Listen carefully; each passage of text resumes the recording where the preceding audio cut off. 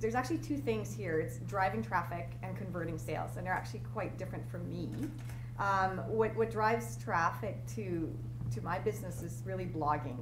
And I know everybody is telling you, you know, everybody's blogging out there, and you always see the statistics of how many blogs are started. But that's actually what's done it for us. I've only been blogging for 2.5 years. So Cross-Border Communications is actually my PR agency. I work with technology clients. And PR in Your Pajamas is my blog. And I started it because I wanted to help smaller businesses, actually specifically for mom entrepreneurs. And I was kind of envisioning somebody that couldn't afford a publicist, but still wanted to get the word out there about their business, because I figured if nobody's talking about you, then nobody's buying from you. And so for me and my team, it's really about blogging and establishing our expertise in PR, and also search engine optimized press release, so SEO press releases, and I can dig into that a little bit later, and probably Jonathan as well. And in terms of converting sales, I still believe that it's not very sexy, but it's email. To me, it's email marketing. And so, you know, our main goal, whether it's blogging or, you know, SEO press releases, is to get them on our website and to get them to sign up for our newsletter, or to sign up on my cross-border site. I give away a free ebook. It's like 30 days, I can't remember what it's called now, 30 days of PR and social media or something like that. And really, all I did is I leveraged my blog posts, you know, and I think right now I must have like 200 posts or something over the last 2.5 years that I've been blogging. And I just took, you know, 30 posts that I thought somebody would find valuable. I put it in a kind of a logical order, and it's a giveaway. So people want to sign up for that because they don't want to hunt through 200 posts on how to do something, right? So again, so that's for me traffic, and then converting is it's email. You've got to get somebody's email and ask their permission to continue marketing to them. Elena, how often do you post?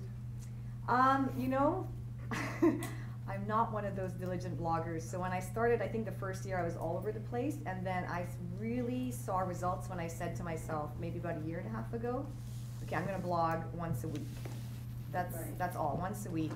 And you know, once in a while, I'll do 2 posts because I happen to want to share something, or if I'm promoting something. And I've just recently, probably the last 6 months, kind of had this aha moment, like, oh my God, I don't have to do it all myself. I can get guest posts. So, right? It's like, and so it's really interesting. But I do think if you're starting your blog, try and get your blog's voice first, right? So, you know, it took me a while. I mean, probably at least 6 months to really figure out, okay, what do I want to say? You know, what's my tone going to be like? Like, tone is very important, because I just landed a client, and you know, she says, I just like your tone. I knew I was talking to a person. So you kind of attract ideal clients that way with how you blog, and you're not gonna please everybody. You know, people are gonna come on your blog and say nasty things, and you're kind of like, start your own blog if that's what you want to say. But yeah. So anyway. We're hot in the middle of it right now because we just launched our e-commerce startup in the last few months, and our market is very much targeted at states. And so we're trying to cut through a lot of noise and introduce ourselves as a new, fun online retail site for women to go and buy basically nuisance products and commodity products. So to add on to what Elena was saying, blogging is very important to us. We do generate a lot of our own content, but what we've been doing, what I'll talk to, is creating blogger relationships. And we create blogger relationships for 2 reasons. One, for editorial. We've had some really great hits recently from various bloggers, either in technology, which is great from us because it raises our profile with investors, or with lifestyle because it raises our profile with the demographic that we're going after, let's say college girls, for instance. So the editorial blogs are fantastic, and that's a relationship building. And then the other thing we've been doing is seeking out bloggers who blog for business and therefore are willing to do sponsored posts, which you pay for, or run contests which will add value to their readership. And so we've sought out bloggers that we think are accessing a group of women that we're interested in talking to, and we'll work with them. And sometimes it's just editorial, sometimes it's basically advertorial, which is a sponsored post, and sometimes it's a contest. So that's been really useful for us. It's driven a lot of traffic to our website, especially in the last 6 weeks. So that's helped to drive traffic to the site. The other thing that's really important to us, and again, Elena just mentioned this, is converting sales. To us, it's not sexy and it's a lot of work, especially when you're a small company, but it is definitely email campaigns. Email campaigns for us is where we have a chance to actually promote the product, where we can talk about an item, where we can offer a promotion code. And so to do an email campaign, obviously you want to capture as many email addresses as possible. So how do you do that when you don't, when you're not, let's say, using a listserv, or you don't have a big email database? We've been using Facebook really effectively. And the way that we're generating our Facebook community is through Facebook ads. And for those of you in my breakout group, I'll tell you what we've done. We've quadrupled our Facebook users in the last 4 or 5 weeks. And I'll share with you what we've been doing. It's been really targeted. We've been playing with it ourselves, so you don't necessarily need to hire someone, although I'm not saying you shouldn't, because myself and my business partner have a marketing background, so we had some basics and we've learned a lot along the way. But Facebook ads have been really useful to drive people to our Facebook page. Fresh content is important because it keeps them there, and then we run third-party contests about every 8 weeks where we capture email addresses and dump them into our database, and then we can start the email process, which is basically our sales process. So I would say blogger relationships, for the Facebook community with content, third-party contests to capture emails. That's what's been starting to work for us.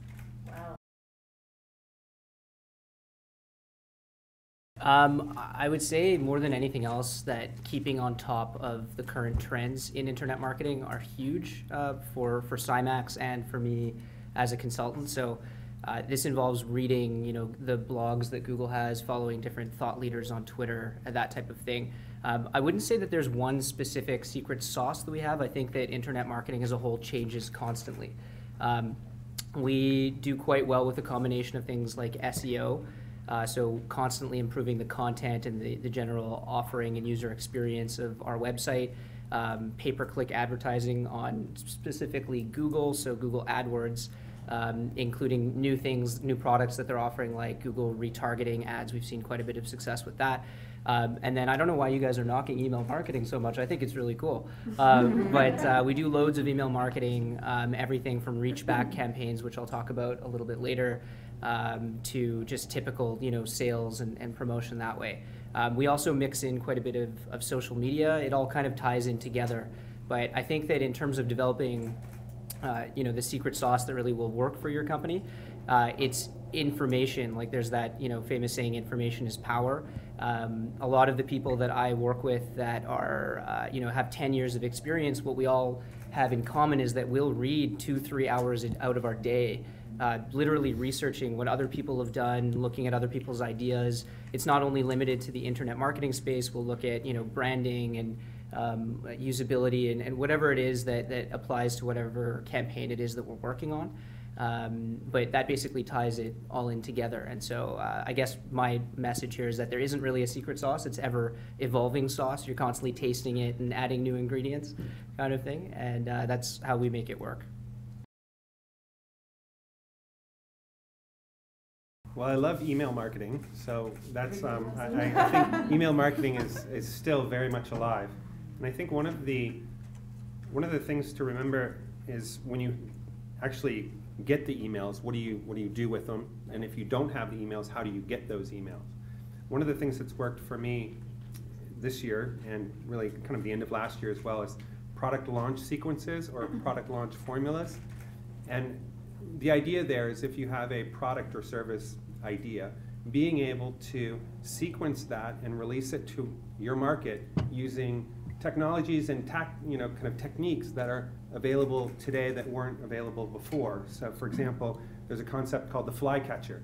And really what that is being able to write, basically film a short video and introduce that video to your email list and get a real idea from your list what they want from you, versus always thinking, is this idea or product what my audience or my target audience wants?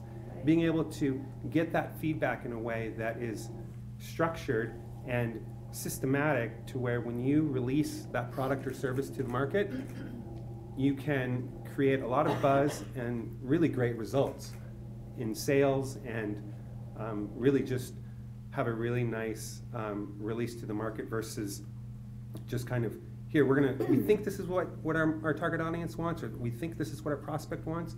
but really being able to do it in a systematic way. So for me, product launch sequences have been incredibly successful for membership programs or just a product in itself or its service.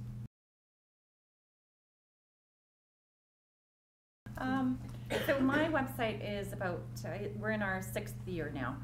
I think it's also relevant depending on, you know, whether you're starting or 5 years in or 10 years in, your secret sauce will differ. So, you know, it's either about getting the customers to repeat buy and then to repeat buy more often.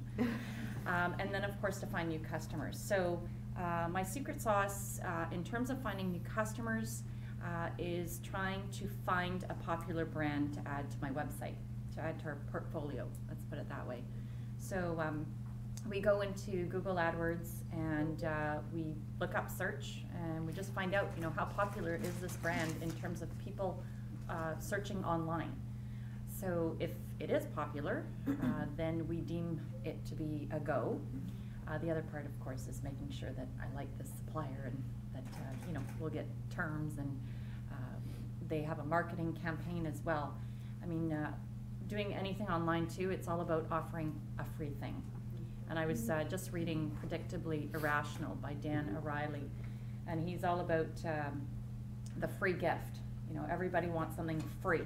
So that's why most e-commerce websites offer free shipping. You know, it's a big thing. And also, most of us have a limit, right? So mine is $60 or more, you get free shipping. So trying to get them to buy as much as we can. My average order is higher than that, and we did start at $100 and we brought the bar down because everybody is bringing the bar down. But we try and offer them something free. So our gift with purchase program is really big. I sell cosmetics, just so we're clear. So, you know, gift with purchase is a big thing. Go into a department store, you know, what gift am I gonna get? It's huge. So I then turn around to my suppliers, you know, what is it that I'm able to offer free? Because free works. You know, people want to see value with whatever they buy, whether it's online or in store.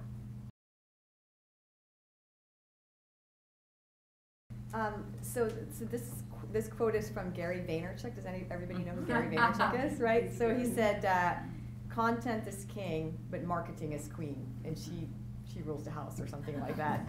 And you know, I've already talked about blogging, and I'm still surprised at what it's done for our company.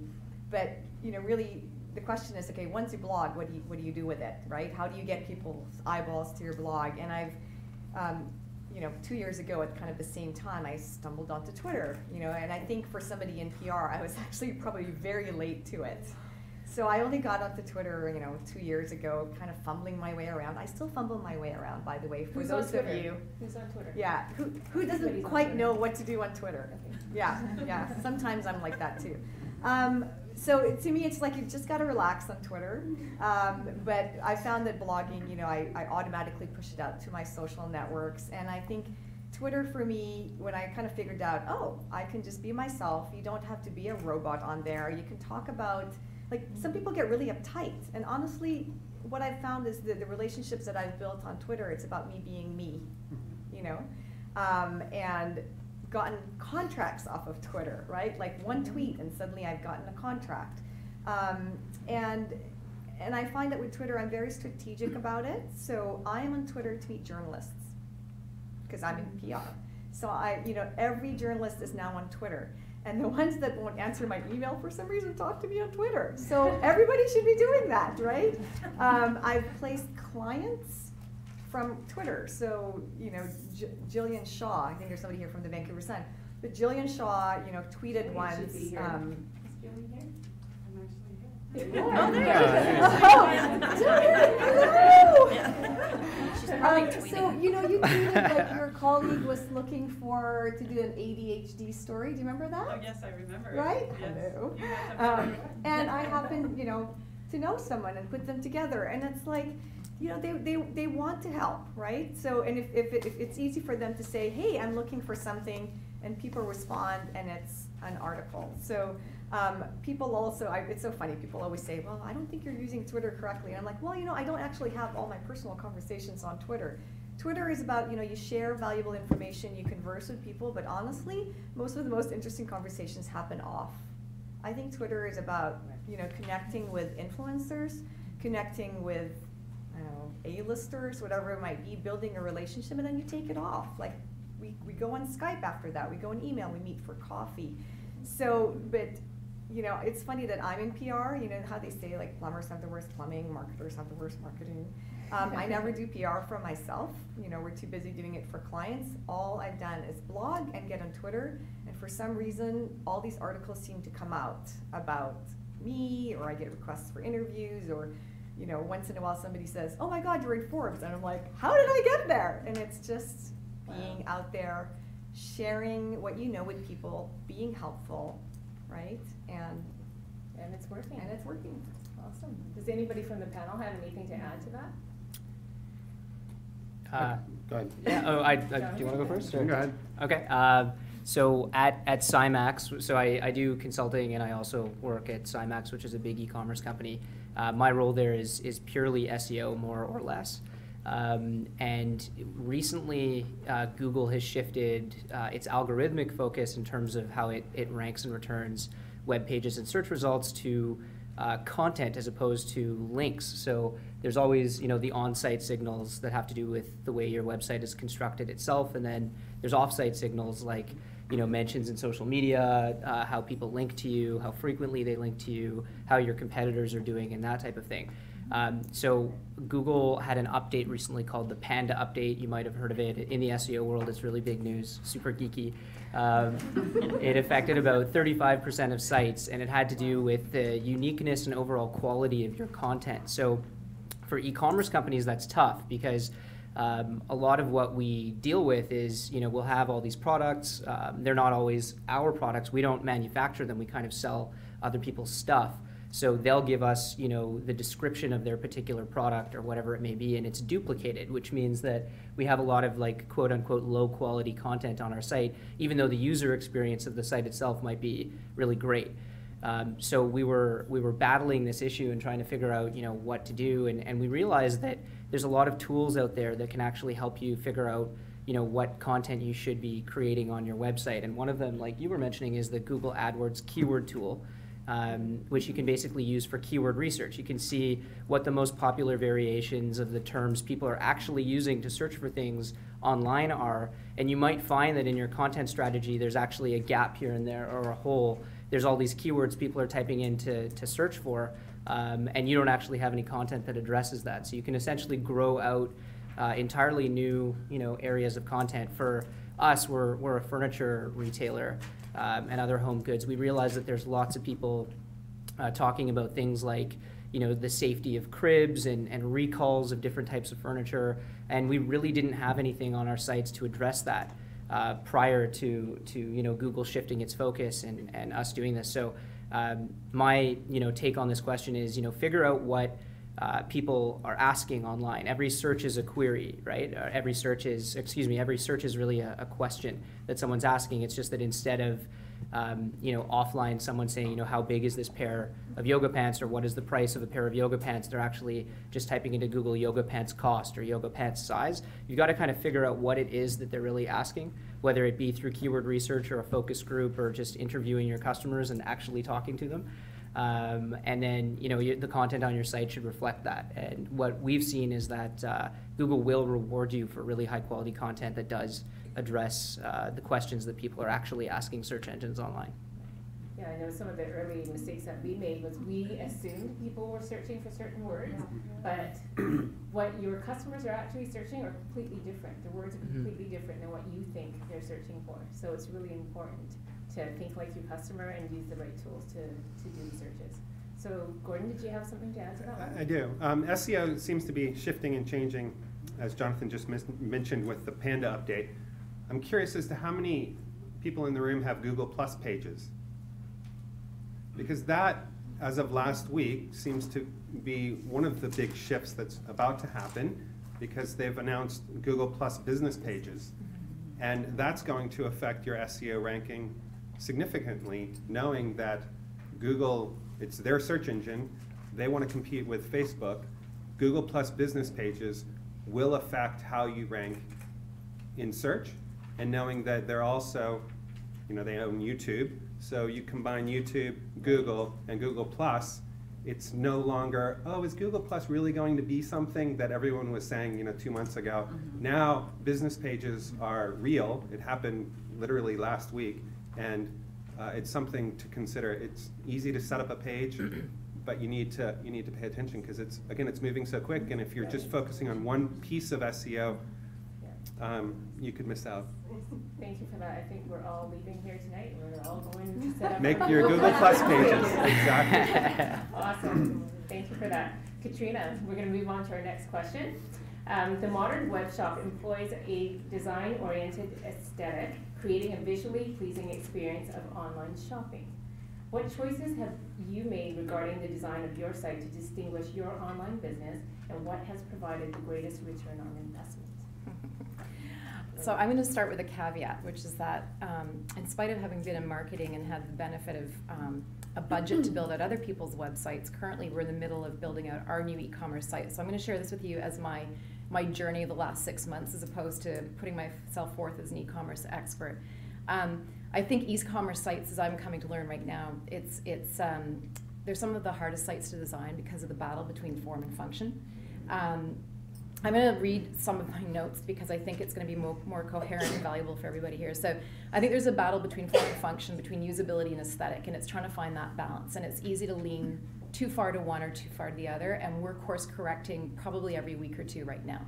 So I think if you look at sites like Net-a-Porter or Gilt Group or Jetsetter if you're into travel, or Mr. Porter if you're a guy, very design-oriented sites. There's a lot of investment in the aesthetic appeal of them because they're selling luxury and you're spending a lot of money, and so they want the consumer to feel great about it. And if you take a little bit longer in this discovery process, that's okay, because you are selling fashion and beauty.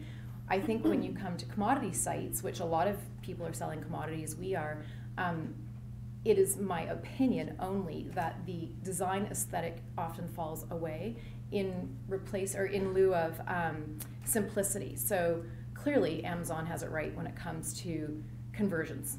So I'm not saying Amazon doesn't know what they're doing, but I think if you talk to your average shopper who is, let's say, searching for one pair of pantyhose, it might return 400 results. So the shopping experience is not necessarily a fantastic one, either from a curation perspective or, in this case, from an aesthetic perspective. So whether it's a alice.com or a drugstore.com or a Amazon.com, I think sometimes simplicity and ease of use can sometimes chip away at the aesthetic. Again, they're doing it well and right, and it works for their business models. What we're trying to do, because we're putting ourselves forward as an auto ship service or auto refill, so simplicity is important, but we're trying to redefine the way women buy their commodities, and we think that buying things like tampons and pantyhose is kind of like going down the no fun aisle. So we really wanted to communicate through our website a certain design aesthetic that was fun, that was fresh, and so we made a decision very early on to invest a lot of time and energy into creating our brand. The brand went beyond the website. The brand is the brand. It's everything. It's our customer service. It's the box that we deliver things in. It's the free gift that comes in the box that we deliver things in. So it's all the touch points. So yes, we really want to create an emotional connection with our shopper because we're selling a commodity that they can buy anywhere. So creating a story and creating a brand experience is important, and that is one of the first places they're going to find that is either on our website or frankly on Facebook, and so we put a lot of energy there as well. It's also for us a really important differentiator, and for those people here who are either trying to differentiate against a competitor, brand aesthetic online can be a touch point that your buyers care about. From our perspective, investors also ask us what makes you different, and our branding and our aesthetic can be one portion of our story as well. So for us, there's very much a two-pronged approach at this stage in our e-commerce journey. I'm a firm believer that a design-oriented aesthetic is important. I think people's expectations of their online experience grow with every passing year as e-commerce grows. Retail sales slump, e-commerce sales go up. People have a bigger expectation for what they're going to get online. We're trying to find a way to meet that. I'm not saying we have yet. But developing a profitable website is very different from a pretty website. And so our site's been live in its existing state more or less for about 3 or 4 months. Let's say we had a beta site before that for about 2 months. We've overhauled it probably 4 times. We are trying to learn from our analytics. So it's a matter of dumping our ego, holding on to our brand story, but dumping our ego and saying, okay, we thought this was going to work. It looked really nice. It met our aesthetic, but it's not converting people. We got them past the first page. We confused them in our shopping cart, so we need to change that. Some of the things you see on our site right now, I can tell you, are in development to be changed because we talked to somebody who's an expert in user experience, and they're like, nope, that's not the right way to do it. So I share my experience, not necessarily, you know, don't do as we've done necessarily, but you might want to consider a few of these learnings. What's been really valuable to us, whether it's paid or whether it's finding an advisor, has been finding someone who's a user experience expert to help decode the do's and don'ts of e-commerce. Somebody who can appreciate your brand and your aesthetic, because we really hold true to that. It's our brand promise. It's more than just an aesthetic for us. But somebody who can also pull us down to earth, us being my co-founder and I, when we skew too far to design and too far away from functionality and frankly conversions, which at the end of the day is what we're trying to do. So few sort of final points for me is that developing a good interface involves having a great team with different mixed skills. Your website is too important to leave into the hands of someone like myself, who is all about marketing and design. But you also can't leave it just in the hands of a coder who will have probably no regard for your design aesthetic. So finding a great project manager who can interpret the two is super important. So I tried to write down 6 things that I thought would be worth taking away. One is to clearly articulate what your brand and brand standards are from the outset. That's separate and distinct from your website, because if you know what your brand standards are from the outset, your designers will hold on to them, you can stay true to them, and you'll fight to the death to keep them on your site. Engage a user experience expert early. There's a lot of talented people out there, and again, if you have resources and budget and money, hire one. If you have none of those things, find one and ask them to be an advisor. They will help them to understand what you want your deliverables to be. Is it 6 months driving traffic and then sales? Is it conversions? Is it increasing incremental revenue? But they're going to help you get there in the design of your website. So articulate your brand, get a user experience expert on. 3, develop some simple wireframes for your designers. We've done this all ourselves. So what does a wireframe mean? Some of you, anybody here know? Well, apart from the panel, don't raise your hands. Okay, so just a few of you. So a wireframe was alarming to me initially. Thank God my partner knows how to do one, but I do now. We took a PowerPoint. We here are all the things that need to happen on this page. We drew them out after we talked to our user experience guy in this case and said, here are the basic buttons. These are what needs to happen. Handed it to a designer and said, now take our brand, layer it over this wireframe, which by the way saved us a lot of money because we did the wireframes, they didn't. And now start to translate this into a working website. Find a designer who has not only creative experience but exposure to e-commerce, because designers will take you way off course sometimes and they will not necessarily know e-commerce best practices. So when you're interviewing a designer, or if you have one, find out if they've got experience with e-commerce. Make sure you have a project manager, if it's not yourself, someone that can stick handle your build out, who understands the importance of the design aesthetic to you and why. It's not just because you want a pretty site. It's, in our case, it's a differentiator. It matters to us in the marketplace very much. You don't want your design aesthetic to get lost when the site's getting coded. Finally, review your analytics. There's a story in there. I know that Jonathan and Gordon, frankly, everyone on this panel could probably talk with more authority than I can, but I can tell you right now, look at your analytics every day. If you miss the story, you're going to miss sales, and we are reacting or being responsive almost weekly to the story that we see in our analytics and change our site accordingly.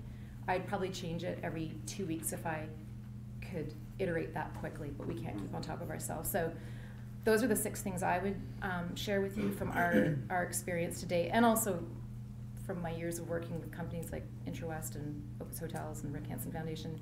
3 sites I really like right now are Threadless, Outfitters.com, and Uniqlo, U-N-I-Q-L-O, because I think that they convert really well, and I've done a little bit of reading on them, but they've also got great design, so if you want to take a peek at them. Awesome. Thanks. That's great. Well, that's fantastic. Oh, can you repeat? Oh, sure, yeah. Threadless, Outfitters, and Uniqlo, U-N-I-Q-L-O. Just some FYIs if you want to check them out. Everybody got those? Wow. Great tips there. Nancy, did you have something to add? Yeah, we just actually went through a huge redesign. So after 5 years in business, I was like, you know, it's really, it was Halloween, 4/34, and we went, jink, they began us, you know. We pointed to the new website, and I'm like, and then it went live, and I went, and then we're like, oh. And by 5:05, I was breathing again. So, and then I went home and had a drink. No. So, it's quite a process. I ended up hiring a very experienced professional. Spectrum Media helped me to really make that work. Juliet's actually here tonight. Yay. So she had to drag me through the process as we had to rebrand. So, you know, after being in business 5 years, it was a real effort. Well, Nancy, I don't know. I don't know what is the right answer, you know, because it's still going to make money, right? The new design, because you really have to look at all of the navigation issues that happen. So she did a great job, though. It took a while to, you know, get me to come up with the right answers, and then we did the wireframes and all that. So it is quite the process when you have to rehash it. I think that's my point right now too. But you know what? You have to start somewhere, and so just start. You know, sometimes we think about things a little too much, and you know, you need to get going, and like Katrina said, you need to learn from it and just keep watching it and keep tweaking it, right? Yeah, sometimes it's a bit scary though, because you're tweaking something that somebody's been using for 5 or 10 years, right? And then all of a sudden, the button gets moved, and people start phoning on the phone. Well, where did the button go? Yeah. Or how do I get through the process now? Because you've had tens of thousands of users who've been through this process in years, and all of a sudden you made this slight little change, and you think it's better, but everybody says, well, we liked it the way it was. So you have to be really careful about the changes that you do make, and definitely look at the analytics and making sure that things are converting, that people are getting through the system. I think what's just a great opportunity when you redo a site, or when you redo a site or you create a new site, especially an e-commerce site, the ability to do split testing is easier really than it's ever been. Right. So Google has some tools that will allow you to bring up an element on a page, you know, for a certain audience or for a certain time period, and then the one that, you know, and then report back the statistics on it and the analytics and tie those to what's actually working. So again, the measurement of all of this is easier than it's ever been, and that can really start to drive decisions. And I believe that marketing is the oxygen of your business, and the design is important, but you can have the most beautiful site in the world, but if it's not converting, it really doesn't matter. And there's plenty of sites that aesthetically, you know, you kind of wince at, that are, you know, multi-million-dollar sites, and it's because they've nailed the marketing and the conversion, and they're giving their prospect or their customer what they want, when they want it, quickly. Excellent. Well, I bet you're going to get some more questions in your session about A/B or split testing, so don't forget to ask them. Elena, I just want to share, just 2 quick things. So, you know, with my company, obviously we're a consulting business, and I was so embarrassed last year because, like, you're talking about a 5-year-old site. I had a 12-year-old site. I mean, it was so awful that a client actually called me one day to say, you know, I think it's time for you guys to redo your site. So when a client says that, you kind of go, okay. And it only cost a couple of $1,000s, but like, to me, doing a site just seemed like the time, the effort, you know, rebranding. So finally we did it. It only took a month, right? Because it's such a simple site that I have for cross-border PR. And I'll tell you right now that now on a monthly basis, I get more inquiries than I used to get in a year. Wow. Like, it was amazing that I realized, you know, just the logo, the website just wasn't communicating our brand anymore, and it was actually affecting us. And you never know until you launch your new website. And I haven't done any marketing, nothing at all. But for some reason, we're getting way more inquiries on a monthly basis. Like I said, honestly, considered, you know, versus a year. And the second thing is, right now we're building a site. So I'm an entrepreneur, so I have ADD. I feel like I have to start things all the time. And so we're I'm building a site for a shoe company that I'm now involved in, and I had a fight with a designer because, you know, even though I love Twitter, he wanted to put the Twitter and the Facebook buttons everywhere, right, on every single page, and I'm like, no, I don't want them to leave the shop, right? And I think it's critical if you're selling a product, for example, you don't want them to leave. Don't make it easy for them to leave. So it's such a simple thing, but we think, okay, we have to build our social media community, so we have to give them all these touch points and access points to get to my Twitter or my Facebook. But if you think about it as a funnel, right, like this, and at the top is really your social media presence, you know, your Twitter, Facebook, LinkedIn, whatever. You're like outposts, and you're trying to get them home to your blog or to your website. And really when they get home, you know, the bottom of the funnel is like the email where you want to capture them, right? And so you work so hard to get them on your site, don't let them leave. Like, plug off that leak. So look at your site if you're selling a product and see where the leaks are, where people are leaving. And I think social media is probably one of the first things where they leave. They want to check out your Facebook page. Right. So don't do that. Excellent point. Make it hard to leave. Yeah. How many people do that on their site? I think we do, actually. Okay, so we're going to get to the next question because I know we're going to be short on time. Jonathan, we're going to talk about online reputation management. What are some strategies that can help you improve your online reputation?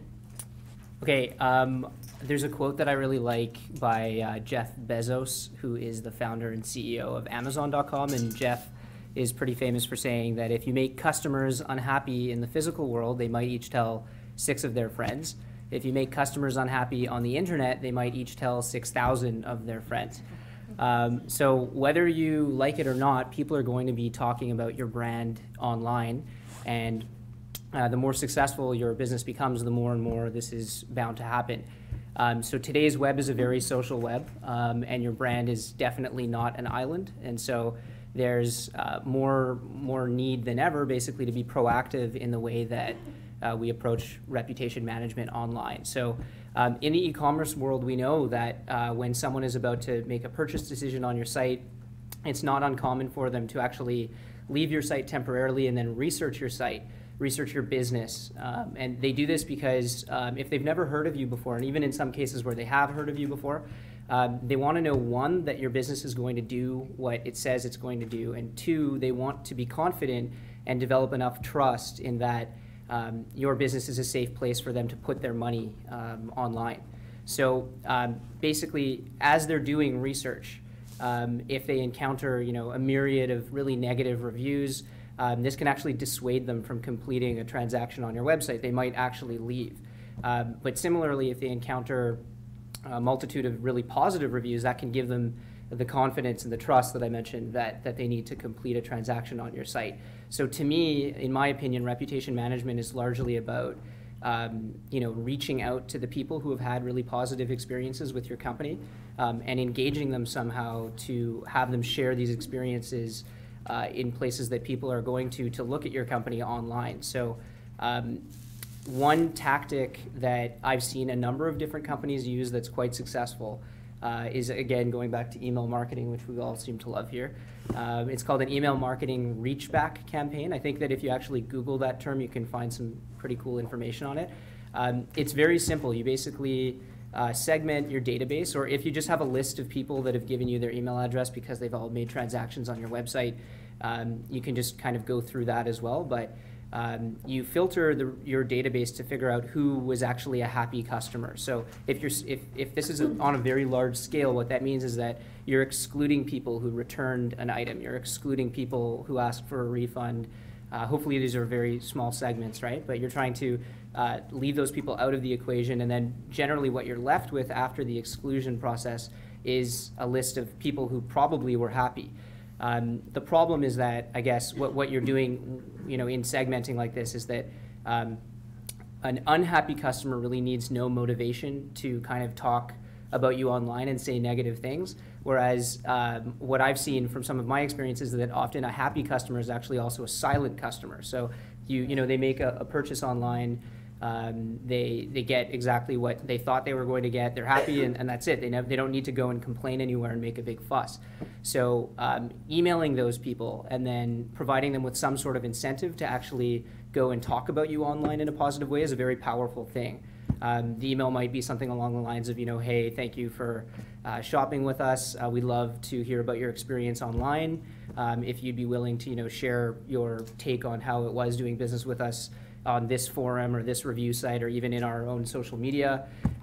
You can give them, a rebate on the item that they just purchased, or maybe a 10% off the next item they purchase, or a freebie, because that seems to be kind of one of the themes of what we're talking about too. So in terms of reputation management, that's a tactic that I've seen work quite well. Basically, and if you're on a shoestring budget, email marketing can be relatively cheap to execute as well. So that's how I would proactively get lots of positivity and positive reviews out there before anything else happens, basically. Some great tips. Gordon, you have something to add? I think that, I just think that all the overarching message of social media and internet marketing today is one-to-one. It's taking a relationship that was once blasted out, and now it's all inbound marketing, and it's how can we create a one-to-one relationship with that visitor to the website. And there's so many ways to do that now. One, we were talking about Twitter earlier as being, how do we use Twitter, and everyone's on Twitter, and how do you use it, and different businesses. And I was telling a friend last night about, we were talking about Twitter, and businesses that you would think wouldn't necessarily use Twitter, for example, the dry cleaner, okay? If you're a dry cleaner, have a Twitter account, and your customers that come in, have someone look them up on Twitter, see if they're on Twitter, see what they're talking about, and then when they come in to pick up their dry cleaning, if it's their birthday or they're looking to go to a show or do something, if you surprise them with something, it's, you have a raving fan, and it's, all of this to me is about total lifetime value of the client, because it's so easy to switch and to choose and to make all of these different choices. If you can capture and engage in a different way, and social media allows you to do that, one-to-one, Twitter specifically, being able to follow someone's feed and see, again, what they like. So even the dry cleaner could have a Twitter account and have raving fans because they surprised them. Right. So, personal touch. Yep. Katrina? How many people here use Hootsuite or TweetDeck? The Hootsuite. We have our Hootsuite set up into a lot of different streams. Does everybody here use streams in Hootsuite? Yeah. And we received a hit recently in Mashables, so obviously we were getting quite a few retweets. And every time somebody retweeted with an actual comment, as opposed to just because they had nothing to say, so they hit retweet, but they were like, oh, this is a cool site, or check this out, or wish I'd known about this, we would respond to them directly and say, basically, thank you for your shout out. If you DM us, which means now they have to follow us, we'll give you a gift for $10. Great. And so I think we brought about 50 new people on because we made sure to reach out to, and it was long and late into the night because we did this the minute it happened. We followed this Twitter stream, but it was just a real-time, free way for us to go in. And not everybody used them, but it just meant that they knew that we were paying attention, watching them, thanking them, and giving them something, and we captured their follow through that. So that was just an easy, free way for us to engage with some people. That's great. And you wowed them because they weren't expecting that, I'm sure. So, Yeah, I'm sure. Yeah, wow, great tip. Okay, so want to move on to our next question, Gordon? What does the SEO mean today? What are the key elements to look for to truly understand if your website is working or creating value for your business, and what should you watch for? All right. Well, there's a lot of things to think about there. I'm just going to look at my notes just because I have a couple thoughts that I certainly don't want to miss out on.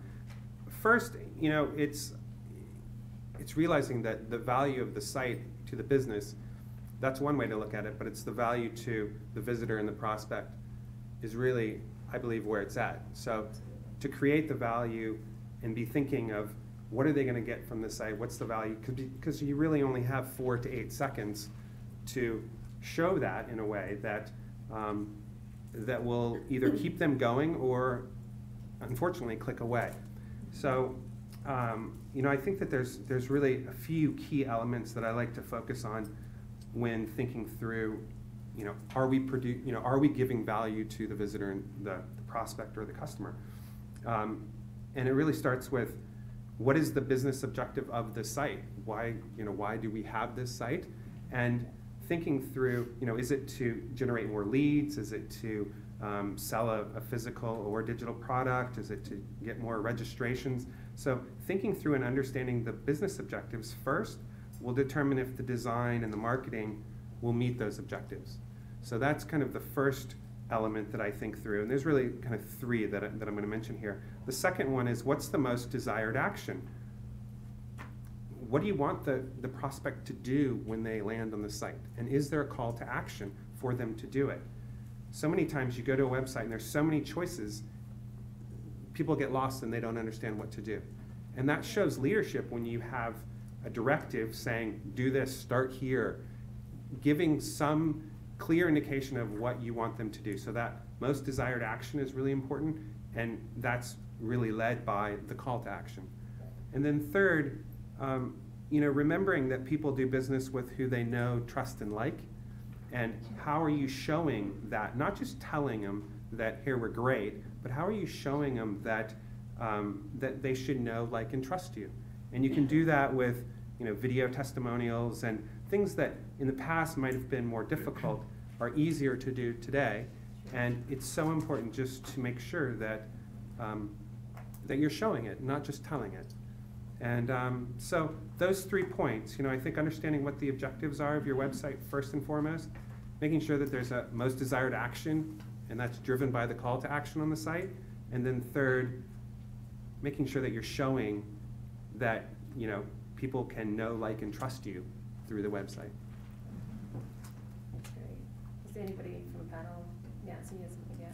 Well, video is becoming a really big tool, because now the Google spiders will go in and capture all the words. But I've also been told that it's part of Google ranking now. And please, I'm a generalist, you're both specialists. I'm like, oh, I'm not going to say it right. So video is just a really neat tool now to really portray yourself in the right light. Mm-hmm. And I was doing them about 2 years ago. I went through all the Reached courses and really understood it, and then I got busy. But you're never too busy. Never too busy. But now I have actually some of the people on my team do the videos, because I still understand that we have to be credible. Okay, if you're going to buy product from my site, you have to trust that A, I'm going to deliver the product to you. B, that you recommended this. Is it results oriented or not? And C, I don't know, are you satisfied with the experience as well? So video, I can't emphasize it enough. It's a really, really great tool. It's also part of linking back to your site. And if you do a video, make sure you tweet about it, you go on Facebook, you put it in your e-newsletter, you put it on your webpage, and you link it everywhere. And that's what people don't quite understand as well.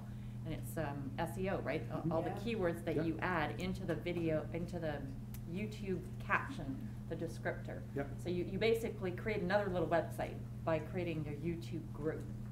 So Nancy, you do your own corporate video about your products and services, but do you also do videos of your clients who are giving testimonials of their experience? I have actually done videos of my employees. Oh, okay. And that was really neat. That's actually with my other business, Le Petit Spa. But so basically Giselle gets on and she's like, yeah, I'm from Brazil, and yeah, I do waxing, and I'll let you finish it. But okay. So anyways, people phone and they're like, yeah, I want to book with Giselle. I'm like, okay, I'm going to Brazil. And then the other, I remember we had another gal too. A guy booked with her for some waxing, and when a guy comes in, he's like, oh, and they get in the room, and he says, so you're from Sudbury too? And she's like, how do you know that? It was in your video. And I'm like, she came out and told me this, and I just thought, wow, isn't that neat? Because there was a personal connection made. Yeah. Then he picked up the phone and he said, I'm gonna book with this person at Le Petit, because I have a connection with her. So when she rips the hair off my back. I think that emphasizes the point of the one-to-one. Yeah. You know, I mean, it's the one-to-one. It's all about creating an authentic relationship with your prospect. Right, and the trust was built before Exactly. he even walked in the door. Exactly. Yeah. Yeah, that's excellent.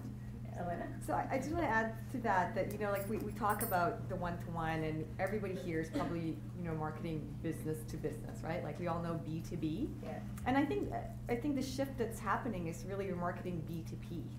It's business to a person. Mm-hmm. You know, and so trying to, even though you're marketing to possibly thousands of people, you know, having that voice, having that tone, having the video, and really trying to show who you are, your personality, the brand of your company, that really comes across, you know, in trying to market to a person. Like, never forget that no matter what, no matter how big the company is, the decision maker is a person.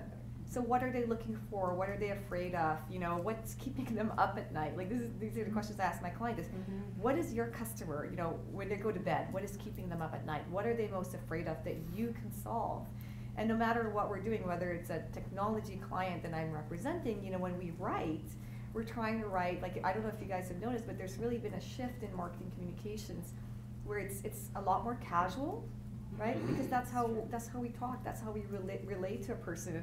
Now I'm reading, like, you know, sometimes my team writes a press release or a pitch, and I'm like, you know, like, we're talking to a person, we're not talking to a business here. So I think just kind of having that shift of, instead of B2B, you're talking to B2P. Good thing to remember, definitely. Okay, so Nancy, you've got the last question here. Nancy, you have built a successful business that is both offline and online with Spa Boutique. What are the similarities, differences, and challenges in the marketing strategies for driving traffic to a bricks and mortar store versus an e-commerce website? Right. So the neat thing about Spa Boutique is I did start online first. It was sort of, you know, I started selling product online. Didn't really pay attention. It was in my home, you know, I was just like, yeah, whatever. And then I created a partnership with someone, and then got a little more serious, but it was always her because she was the expert and she was doing all the work. So, you know, basically I hired somebody in the beginning with the whole online. In my industry, for me to have access to the brands that I sell, I need to do I need to do facials in bricks and mortar. So I opened my Spa Boutique store a year ago, and I also created boundaries between my other business because this is a separate brand, and it was really important for me to convey to everyone that it was different. So now I really have to wear two hats, you know, the online marketing versus the offline marketing, and I have to remember that. So I actually do create two marketing plans, making sure that we're doing different marketing activity. So in the online world, it's of course all about pay-per-click, paid search. We haven't really talked about that too much. But Google AdWords, so I pay a consultant to create all the campaigns for me. And we budget a lot of money to drive traffic to our website, and we analyze it to death as well. I have to sit down once a month with her and go through this 20-page report and try and understand it. Okay, yeah, so what should we do? Okay, yeah, that sounds good. Okay, so, I mean, that's one of my really big offline tools. I consider myself a generalist. I hire specialists who understand pay-per-click. It's very, very, very complicated. Get started, absolutely.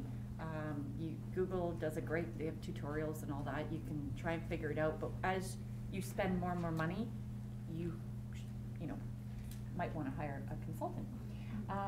So the online, very much the email, as we mentioned earlier, e-newsletters, how are we communicating with our customers, social media, everything from the blogs are really important because we want to be portrayed as professionals. You know, I have estheticians writing my blogs. You know, this isn't just a blog. We put some thought into it. But we are also putting our SEO hat on at the same time. So the blog is trying to reach a certain objective. And now what I'm trying to say to my team is we need a video and a blog. And then, you know, attach it all to the website and create that world where we're trying to inform our customers. about a certain thing. So a new product launch, you know, why are you doing this? You know, why would my customer be interested? In the offline world, I find there are some similarities, i.e. we do email as well, but we're selling product in a retail store, so the store has to be merchandised properly. It has to be clean. It has to be full of product. People want to come in and have a great retail experience. My staff have to be trained. My staff have to look good. My staff have to smile, you know. So there's different elements to my marketing, because to me, marketing is the customer's experience, whether it's online or offline. We do events in the store. Actually, Sue Sinclair from Raspberry Kids, she's phenomenal. And she was showing me how she currently does e-parties online. And I'm like, what? What's she doing? And her kids are with my niece and nephew at Edith Cavell, and I run into her at soccer, you know, and the world is so small here in Vancouver. So anyways, you know, it's just like, wow, I didn't know you could do a party online. Like, who knew? So I just found that out 2 weeks ago. So it looks very different, but sometimes there are similarities. But I recommend that you have a different plan and make sure you give it thought, you know, and you tackle it differently. Or sometimes I say, you know, I sit down with my marketing person, okay, let's talk about this one first and then talk about the other one, so that you do look at it differently. Who's your